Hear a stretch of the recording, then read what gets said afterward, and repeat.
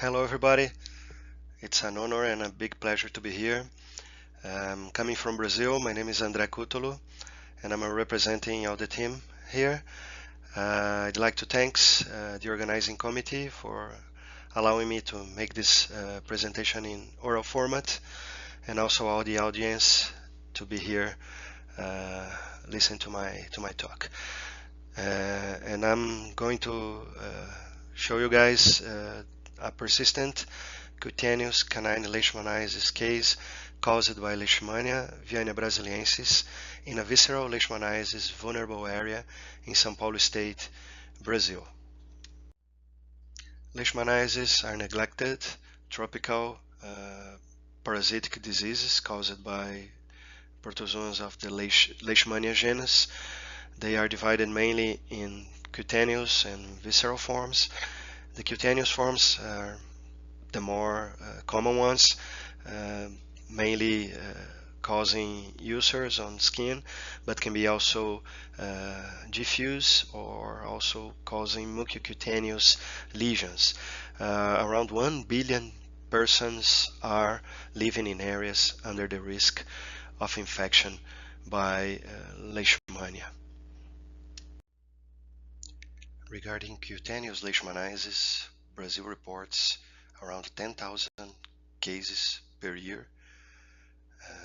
Those cases are caused mainly by Leishmania brasiliensis, that is the most widespread species across the country, followed closely by Leishmania amazonensis. And this shows the situation regarding visceral leishmaniasis in Brazil.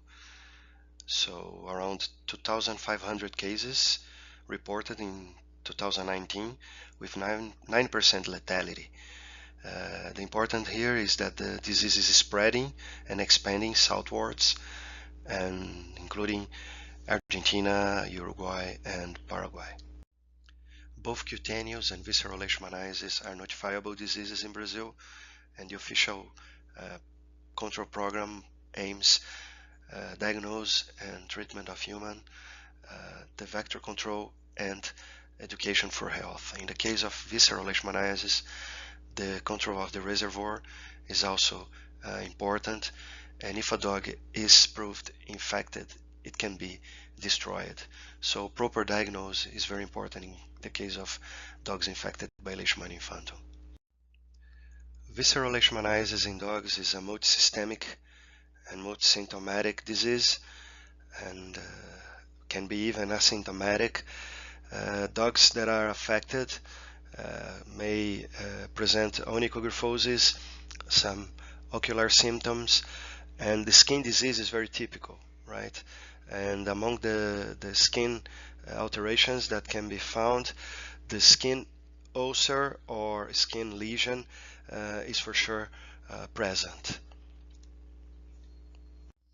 So back in 2010, being part of the zoonosis control team of the municipality, we went to a rural property to evaluate 3 dogs, mixed bred, female, adults, that were living 100% of the time on the outdoors, and the owner was complaining that those dogs had the lesions on the skin that were not able to heal even after being properly treated with antibiotic ointments and antiseptics.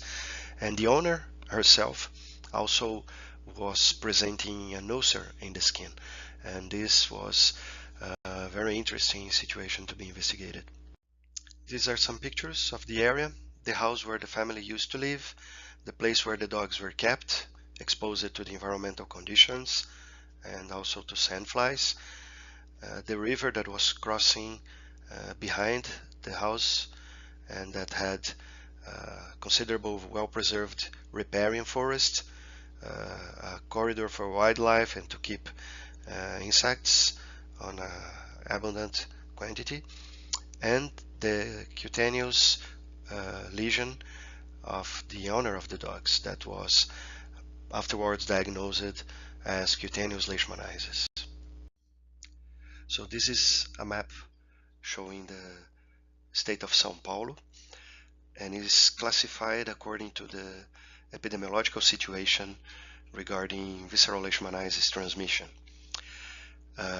Before the year 2000, there was no autochthonous case of VL in the state, and from that time until today, the disease is spreading, expanding its range, as it is for its vector, Nyssomyia longipalpis. So all those red, blue, and brown cities are places where the transmission is occurring. The yellow ones where the vector was already identified, and the green ones considered areas vulnerable to the introduction and establishment of the disease. Right. This is the area where the municipality we studied is located, so the metropolitan region of Campinas, and this orange one is Monte Mor city, that is bordering two cities with transmission of Leishmania infantum among dogs. This vicinity with a transmission area made our study even more important to be sure that we were trying somehow avoid the introduction and establishment of Leishmania infantum in a new area. The yellow circle is the investigated property, and you can see the natural vegetation only surrounding the river. All the rest is very altered by man. This is what we have done. We've followed up the dogs on 5 different occasions. We have tested different serological methods and also collected biopsy from skin, bone marrow, and lymph node for PCR, and also for glass slide smears that were stained with Giemsa, and we performed also entomological surveys from September 2011 to October 2012 on the surroundings. This is the first dog that presented a skin ulcer on the right ear. This is ulcer remained the same throughout the whole evaluation period, and there was this scar tissue crusts on the left ear that were also present during the 16 months of evaluation. And the third dog had lesions on the nasal area, ulcers, and also crustal lesions that were kind of present, and on the third evaluation it was almost healed, but on the fourth evaluation the dog presented an ulcer on the nasal area. And these pictures show the process of sampling the animals, blood collection, skin imprinting on glass slides, bone marrow sampling, and also skin biopsies on the nasal area. So these are the pictures showing where the automatic light traps for the entomological survey were put inside the dog owner house, close to the dog shelter, also on the pig pen, on the chicken pen. On this table we can see the results for the laboratory analysis, and no animal was positive for Leishmania infantum DNA on the PCR, and also there was no positivity on the classical serology tests, which is the indirect immunofluorescence reaction, or the immunochromatographic test, or even the ELISA with Leishmania major as antigen. The animals were positive for ELISA FML, which is an ELISA that used glycoprotein from Leishmania donovani, and this is kind of surprising, but it was the only one that could show some positivity for dogs A and C on the 2 moments that they were evaluated.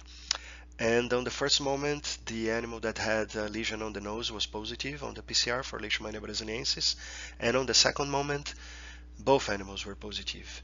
The first one that had the ulcer on the ear, and the second one again that had the ulcer on the nose. So this dog that was positive on the 2 moments was the one that had DNA on the 2 moments, or at least during 16 months he was with this persistent infection by Leishmania brasiliensis.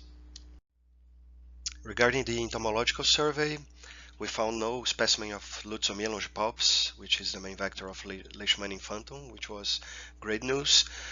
We found 7 different species, and the more abundant was Nyssomyia neivai, that is considered the more important vector of Leishmania brasiliensis in São Paulo state. And this species was the more abundant in all the places that we investigated and where we put the light traps, including the inside of human house and also the dog kennel. So this species could be a potential link between wild mammal reservoir that could be on the surroundings and bringing the protozoan to dogs and to humans. So the presence of Leishmania brasiliensis DNA on 2 dogs and the abundance of Nyssomyia neivai, the main vector of Leishmania brasiliensis, inside the human dwelling and in the dog shelter, plus the human case of cutaneous leishmaniasis, allow us to conclude there was a transmission focus of Leishmania brasiliensis in the studied area. We could also prove through DNA existence that a dog can harbor DNA of Leishmania brasiliensis for at least 16 months. This diagnosis was only possible because of molecular methods. Serology was not so precise for that. We could also prove there was no Leishmania infantum and neither Nyssomyia longipalpis in the studied area, so the epidemiological classification of the municipality remained the same as it was before this study was done. A special thanks to the vector control team of the municipality of Monte Mor and the Adolfo Lutz laboratory team, especially my advisor, Professor Vera Ciocola.